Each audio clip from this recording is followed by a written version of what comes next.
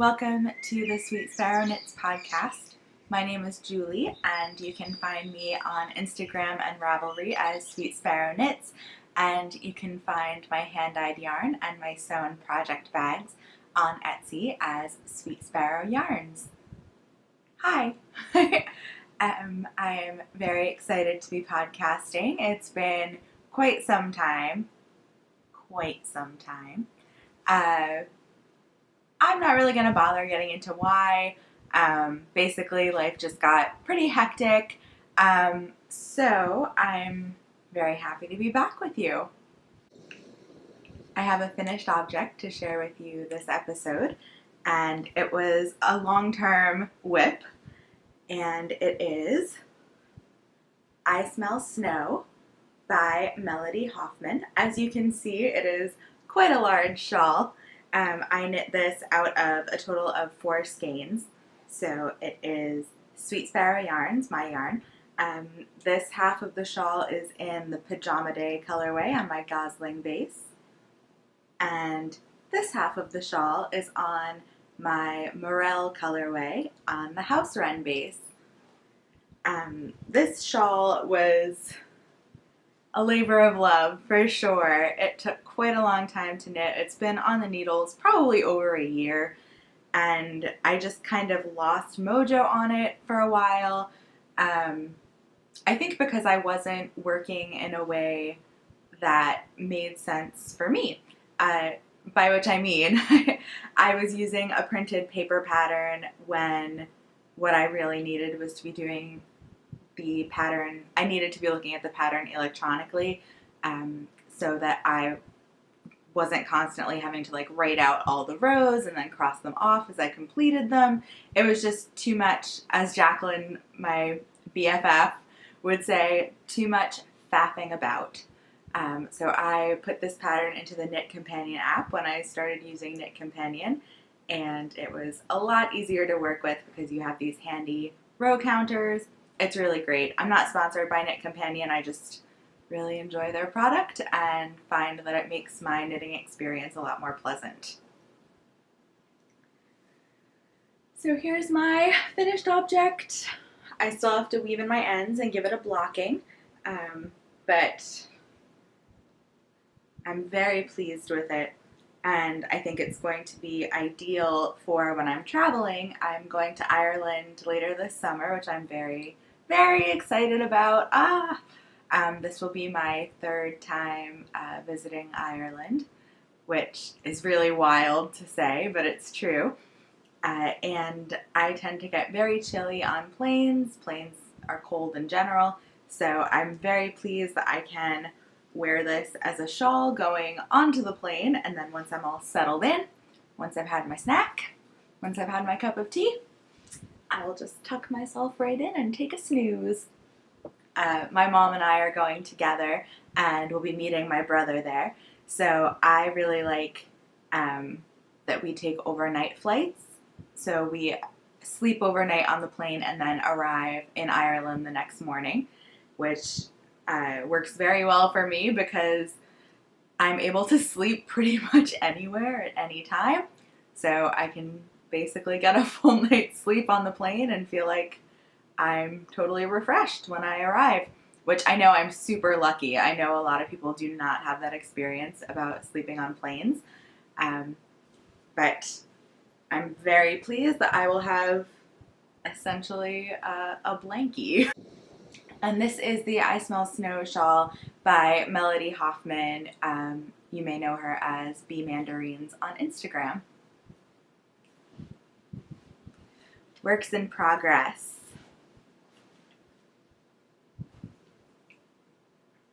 My first work in progress is a pretty new one, but I just cannot stop working on it. This is the front of my DeShane sweater. Oh, I love this. I am knitting this out of Quince & Co. Kestrel, which is a 100% organic linen yarn in the colorway Sand.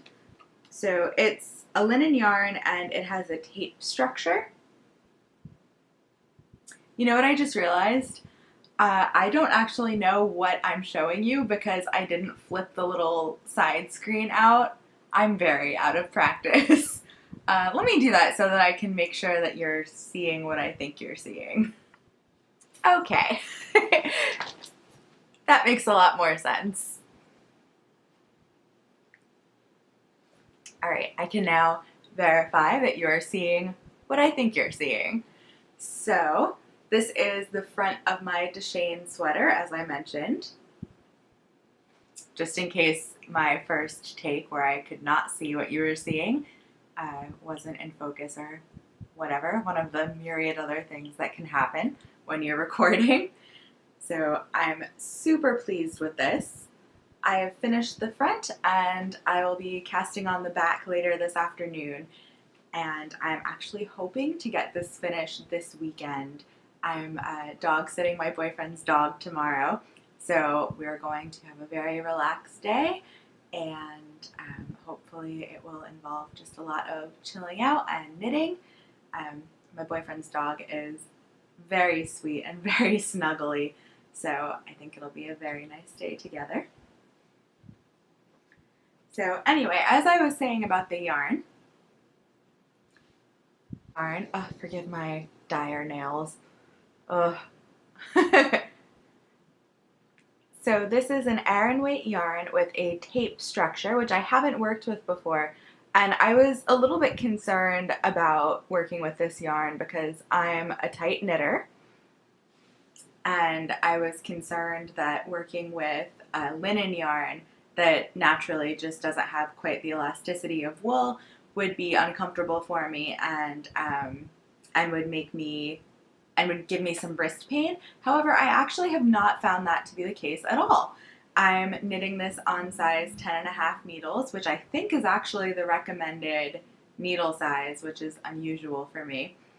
And then I'm doing all the bind offs on a size 11 because I do tend to bind off quite tightly.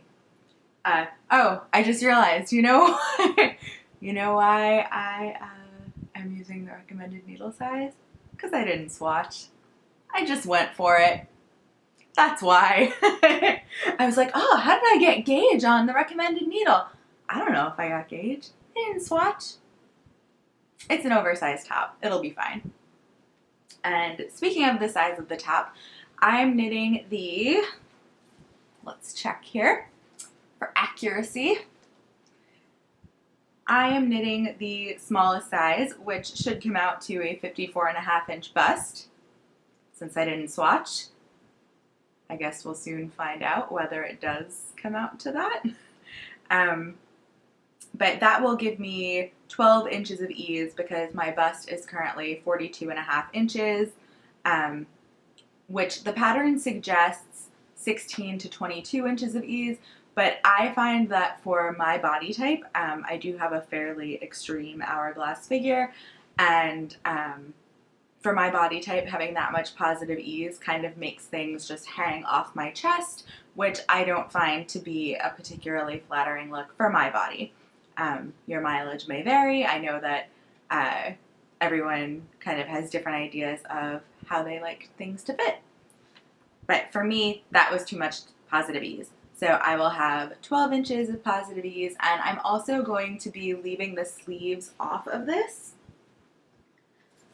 So this will be a drop shoulder t-shirt, which I'm really excited about. I think it's going to fit into my wardrobe beautifully. The other modifications that I made, the size that I'm knitting of this, which is the smallest size, only calls for 4 repeats of this central motif. I think, maybe? I think it does.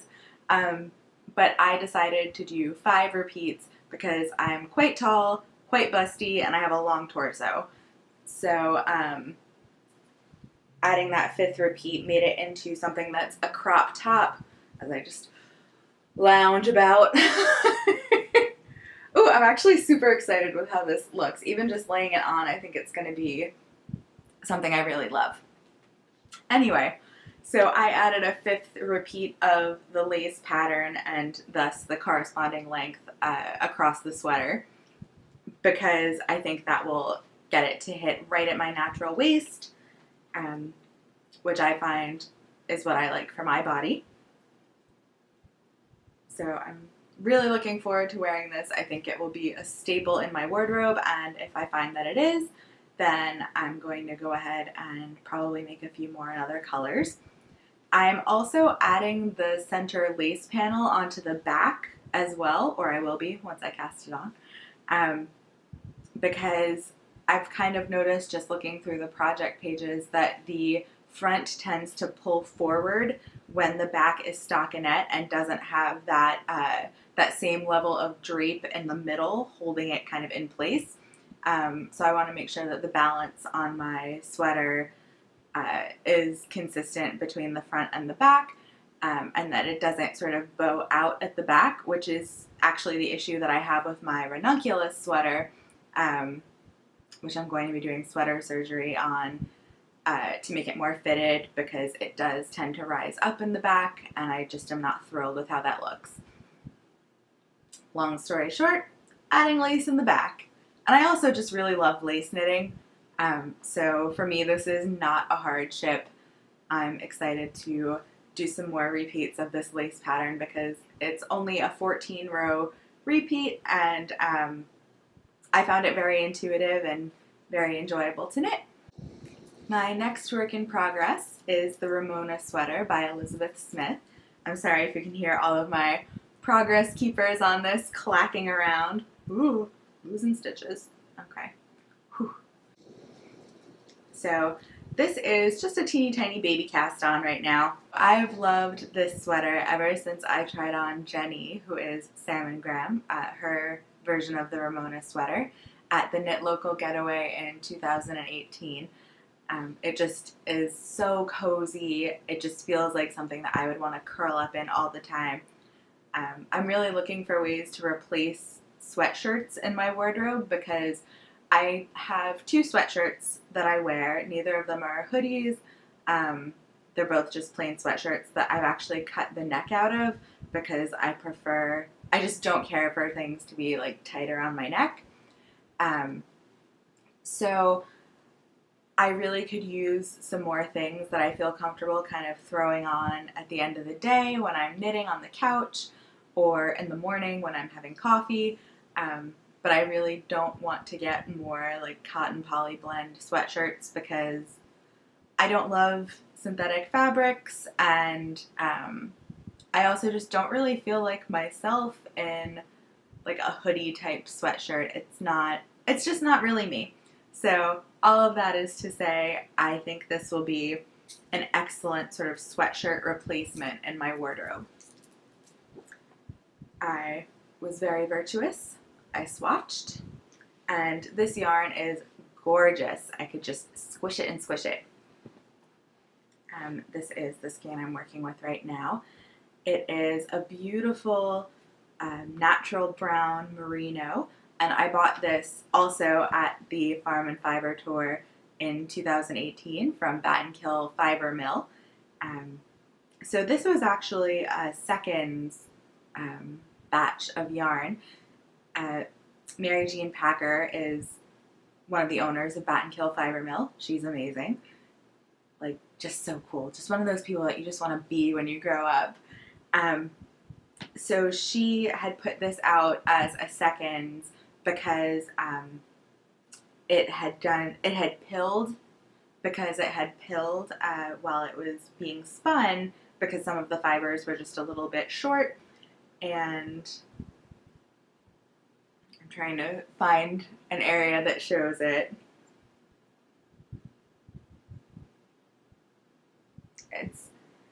You really can't see it at all. You could see it a tiny, tiny bit in the skein.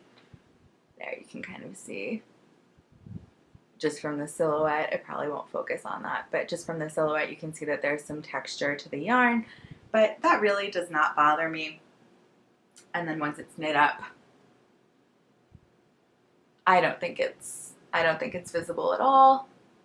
You can see it a little bit when the light kind of blows out the color, but I'm not worried about it. Worst comes to worst, I'll just give the whole thing a gleaning with my gleaner after it's knit, and we'll get rid of those pills. For that, I'm knitting the 46-inch bust size. When I started this project, my bust measurement was 43.5.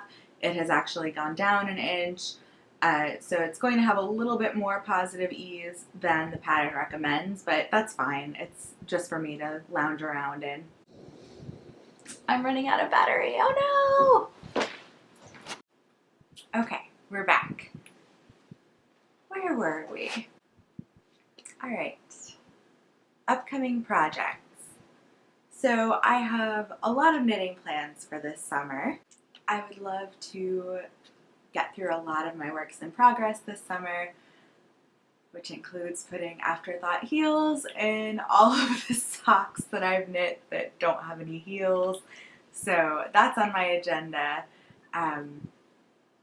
My shelf where I keep my project bags with my works in progress is right over there, which is why I keep looking over there. I also have a few different pairs of socks started, which I would like to finish up. And then I would also really love to do quite a bit of other knitting. So we'll see how this goes. But I purchased this beautiful skein from Carol at Foster Sheep Farm during the Washington County Farm and Fiber Tour. This is Carol's hand-dyed yarn, and it's 80% superwash merino, 20% nylon, 400 yards per 100 grams, and it's just a really beautiful color. It stuck out to me when I was looking at her gorgeous yarn, and I decided to get it for myself for a pair of socks. So I would like to knit the Poison Pen socks by Amber Smith. You can find her as, I believe, Ambrose Knits on Instagram. And I love every sock pattern that she designs. I think she's got such a way with texture and lace, and the way she styles her photos is so beautiful. So I'm really looking forward to knitting with this. Another Washington County Farm and Fiber Tour purchase. This is just one skein, but I have a sweater quantity of this gorgeous yarn, which will become the Ursa sweater by Jacqueline Cieslak, I believe is how her last name is pronounced. This is so pretty. I was just instantly drawn to this color. This is from Bat and Kill Fiber Mill. It is a Corriedale blend, or it might just be Corriedale. And I just fell in love with the color immediately. So very much looking forward to knitting an Ursa with this. I think it will be a go-to for my fall wardrobe. And then this next project, I've been wanting to knit the Sky Map by, who was it by? Emily Foden, since it came out in Pom Pom.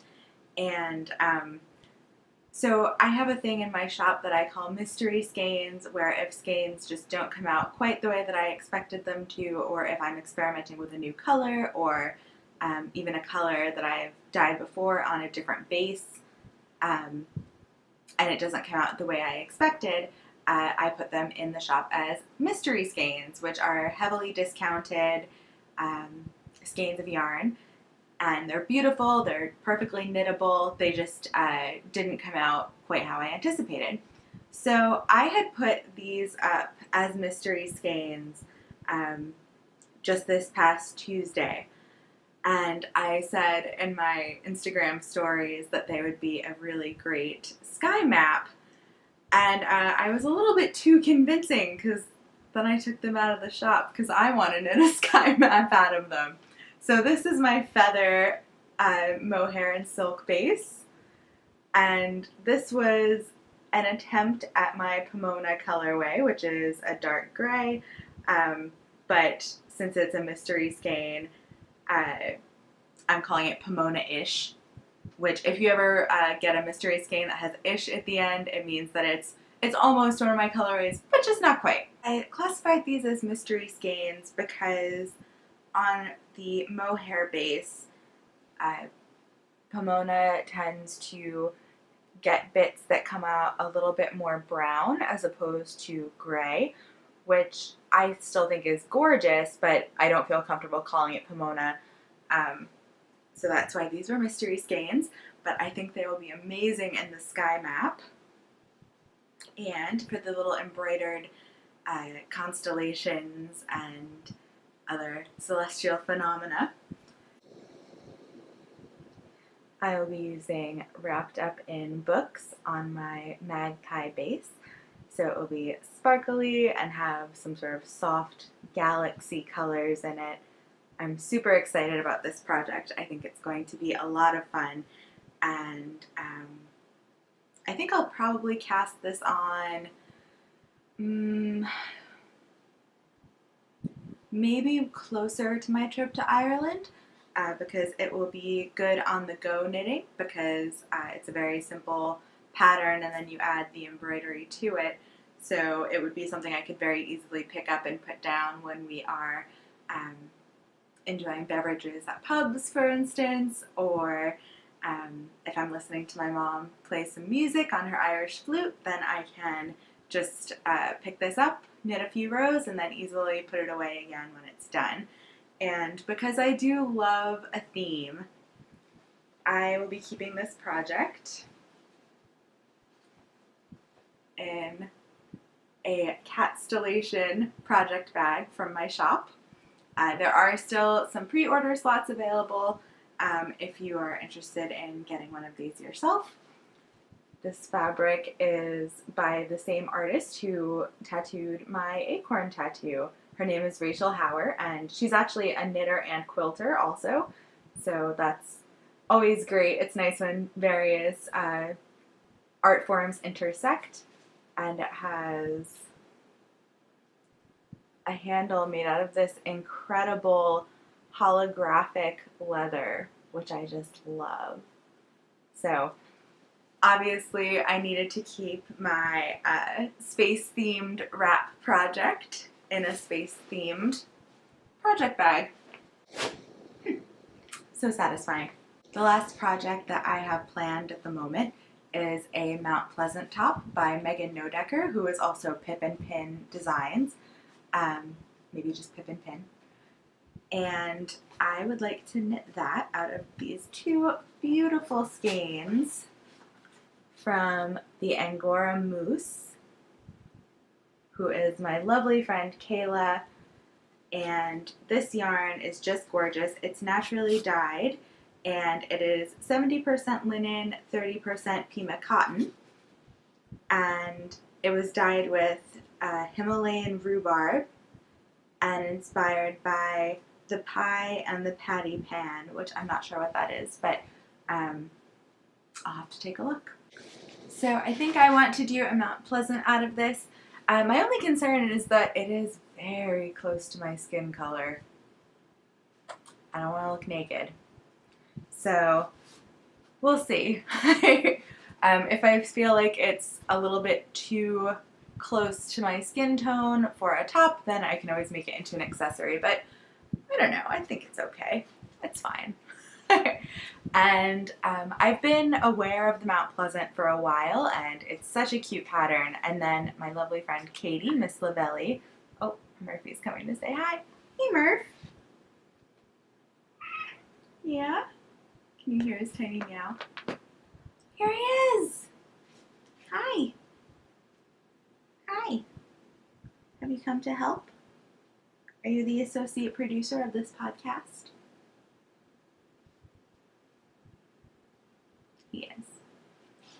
So as I was saying, I've been aware of the Mount Pleasant top for a while, and then I saw Katie, Miss Lavelli, wearing her lovely Mount Pleasant top on Instagram with a full gathered skirt, and I thought it was just such a cute look. So I am going to shamelessly emulate Katie and knit myself a Mount Pleasant and then sew myself a gathered skirt. Okay, I think Murphy's settling in. And speaking of Kayla from the Angora Moose, on my last episode, I mentioned that she was kind enough to offer some of her polymer clay mousse stitch markers for a giveaway. So I have drawn for those, and they will each come with timer. One of Kayla's amazing teeny tiny watercolor paintings. So I'm going to include a photo of these along with the names of the winners, just because they're so small and delicate that I don't think my camera is going to want to focus on them, and I want to make sure that I'm doing them justice. So stay tuned for just a moment, and on the next screen you will see if you won.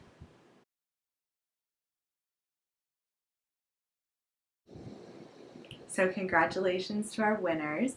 And Kayla has also offered a coupon code for everyone who watches this podcast, and that is Sweet Sparrow 15, which will get you 15% off your order from her shop. Reading and watching. Let's talk about reading first.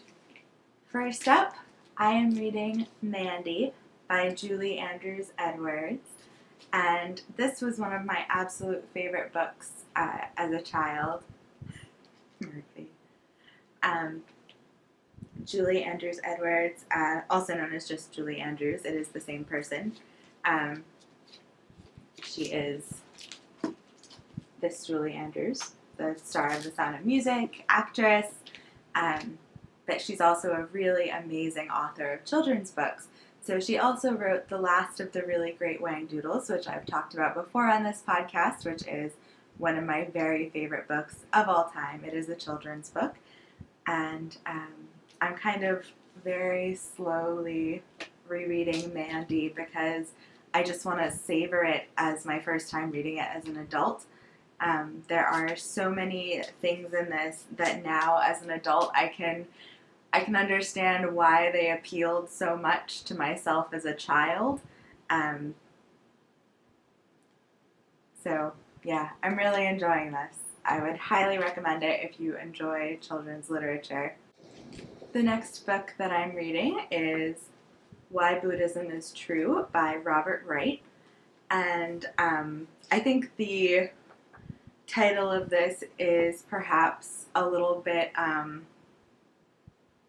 it's a little bit like clickbait on the internet, but it is a fascinating book. It's about this man's journey with Buddhism and meditation, and I meditate at least 4 or 5 times a week, usually for 45 minutes to an hour every time, and I find that it just has improved my life and my mental health massively. So this talks a lot about the neuroscience behind meditation, and why we respond the way that we do to meditation, and sort of how we can counteract the instincts that we have from an evolutionary standpoint that are no longer particularly useful to us in modern times. For instance, fight or flight instinct, there are not that many situations where we actually are given that choice as our only options. So it's a really interesting read. I have a few books about meditation, but to be totally honest, I haven't made it through any of them because I have a little bit of, excuse me, young man. I have a little bit of a hard time getting through like very dry academic reading, and unfortunately quite a bit of what I've read about meditation has been very dry and academic. This is written in the first person. It's an easy read. It's very engaging, so I'm really looking forward to reading more of this. I'm about, I would guess, 20% of the way through, and very much enjoying it. And lastly, I am reading Stay Sexy and Don't Get Murdered, which is the dual memoir from the ladies behind the My Favorite Murder podcast, Karen Kilgariff and Georgia Hardstark. And I really love the My Favorite Murder podcast. I've been able to see 2 live shows, and most recently a panel where they talked about sort of the process of writing this book. And every time that I see them, I'm just more taken with their friendship and more inspired, and this book is no exception. It's really great to read a memoir from them because, as anyone who listens to the My Favorite Murder podcast knows, you do get quite a bit of personal information about Karen and George's lives in the podcast. But to be able to read it in a way that has continuity and where they're laying the story out for you and giving you their commentary on it, as opposed to getting it sort of in snippets throughout the podcast, is really, really great. And as a perk of going to the book tour show, I received a signed copy. Makes me so happy. So it's a really great book. It's very touching. It's so cliche to say you'll laugh, you'll cry, but it's true about this book. And I am, again, sort of savoring this because I don't want it to be over. So I'm not very far into it quite yet. I have also purchased the Audible version, which Karen and Georgia do read themselves. So that's also very enjoyable. And I seem to be reading a chapter and then listening to the same chapter. So that's how I'm doing it at the moment. As for what I'm watching, I've been watching mystery shows.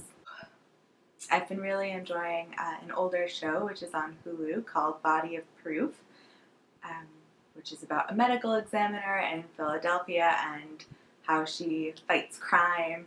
It's very good. And I have also been watching Hinterland, which is in the Nordic noir genre. I believe it takes place in Wales. And it's a good show, but honestly, I think I have 4 or 5 episodes left, and I've kind of ground to a halt on watching it because I feel like there's always a sudden twist at the end, and it's not the person you thought it was, and it kind of feels... Murphy's looking up at me like, what are you yelling about, Mom? Anyway, so there's always a sudden twist at the end, and it's not the person that you thought it would be, and it starts kind of feeling like, well, then what was the other 45 minutes of this show for? You know, like, I understand that a red herring is sort of a classic device in mysteries, but I got tired of it, honestly. And it's very heavy. There's not a lot of humor to lighten it up. So I think I might be done with Hinterland. It's unusual for me to not finish a series, but I don't think I'm going to. Let's talk about some shop news. So as I mentioned, there are still some pre-order slots available for Castellation bags, and you can find those in the shop. I am totally sold out of 2019 Advent calendars. Thank you so much to everyone who purchased one. If you were not able to get one, I'm so sorry. Unfortunately, I've just hit my maximum capacity of of the number of Advent calendars that I can make and still give each one of them as much love and attention as I want to make sure that they receive, because I really like for each Advent calendar to be a really special experience when they're being opened. So I'm so sorry if you weren't able to get one. I hope you can understand, and hopefully you'll be able to get one for 2020. I do want to talk about one other shop-related thing that I am very excited about. Unfortunately, I have to evict Murphy from my lap. Excuse me.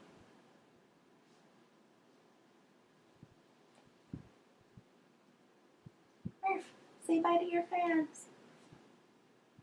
Oh, okay.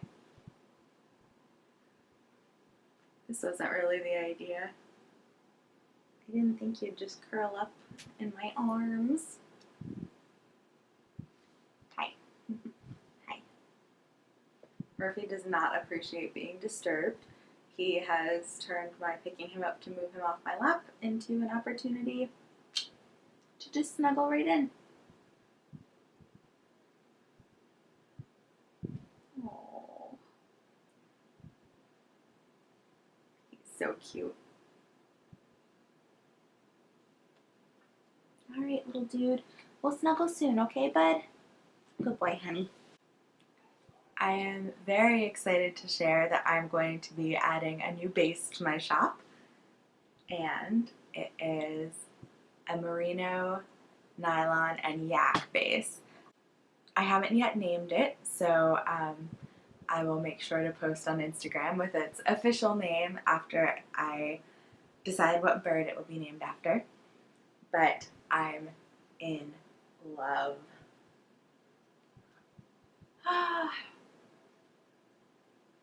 Oh my gosh. I love how this base takes the dye, and thus far I have dyed up butterbeer, cinnamon, evergreen, dusty rose,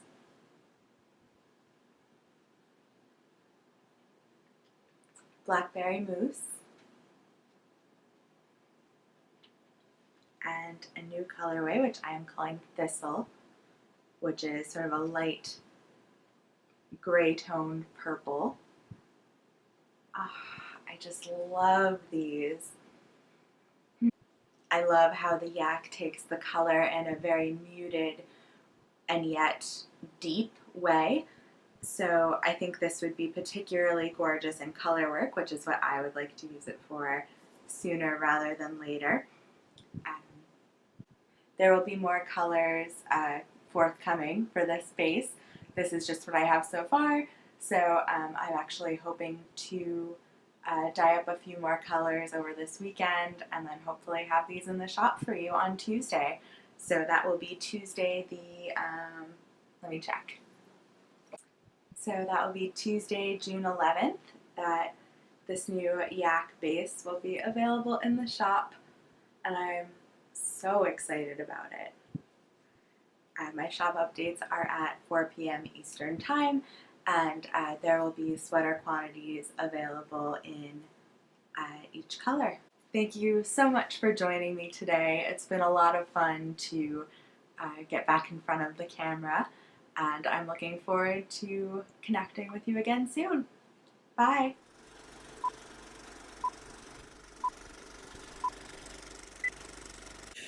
Oh boy. Hello.